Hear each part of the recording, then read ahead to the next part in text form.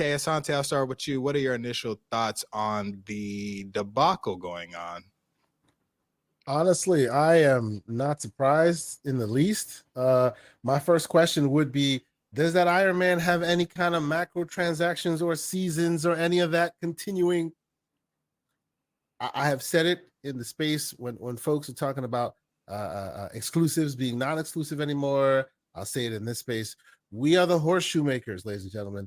And the Jetsons just entered the upper atmosphere. We are dead. It's over. It's a wrap. Just let it go. Listen, chat. The first time me and K Asante was on the podcast together, he called me that, a horseshoe maker. I almost punched him.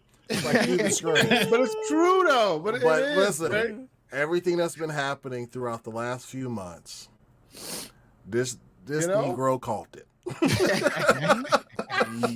I swear I'm going to put on that hat. I'm telling you, no, it's just the world we live in right now, right? I look at my kids. They don't care about any of this stuff, right?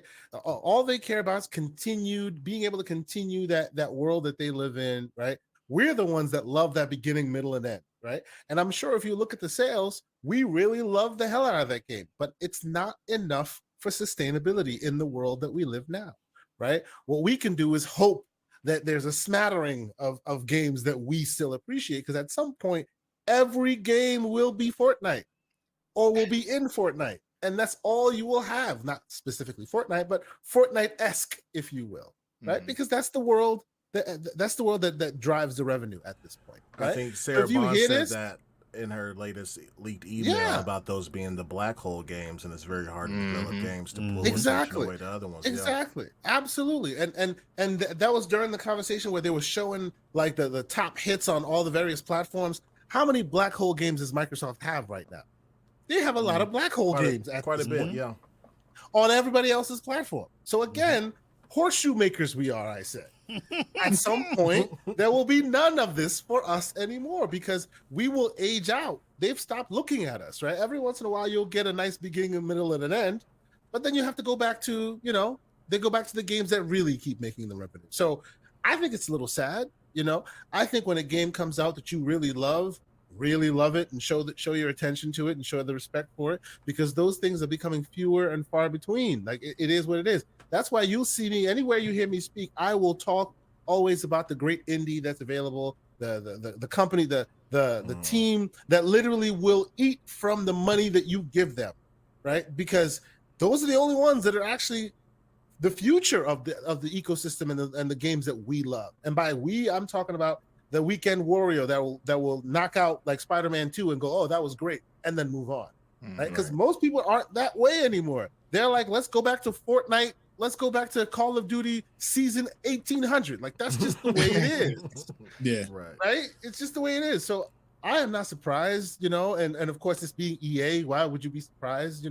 They are there to make the monies, There are some of them out there who are kind of hedging bets and doing both sides of the house. Some like EA are just straight up like, that's what we're here for, right? I'm surprised that they're still doing some of these Star Wars games that have beginning, middle, and ends. I'm like, I would expect there to be a MOBA or basically an MMO of some kind, which they have many of them on PC, right? I would expect that to be the norm now, because at the end of the day, that's what produces the money. And there's no pesky owning of anything. They decide everything, and you just either partake, give us your money, or you keep it moving. That is the ideal scenario for them. And we are not from that ilk. We want to own things, Yes. They throw frisbees at us. They tell us it's a game, and we go, yay! You forget that it's just a hex code that's in there. You know what I mean? Like, horseshoe makers, ladies and gentlemen. So good. It is what it is. Man, we are the horseshoe makers. Yeah, man. To be honest, man, like, I feel like the whole time we were talking about the future and it's like all turning into live service games, man, I feel like in the next, if that happens, I'm going to be a back in my day ass dude. I swear. Bro, I can't just play all live service games and like don't have a storyline and plot and just battle passes everywhere, bro. I can't.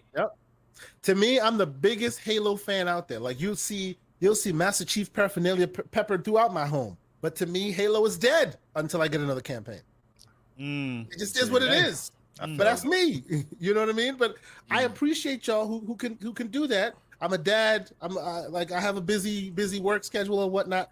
No one wants to game with me because I can only game at 4 a.m. Like, you know, so a beginning, a middle, and an end works for me, right? And it does for lots of people because that's just the way we, 43-year-old man, #graybeards. Like we here, but we're not going to be here for too much longer in comparison to the youngins who are out here who want to play on a tablet, who don't care about ownership, who don't care about storylines. They just want to keep building their villages in wherever game they choose to do it. It is what it is. And they don't care about spending thousands on V-Bucks. So it's a wrap for us, man. Exactly.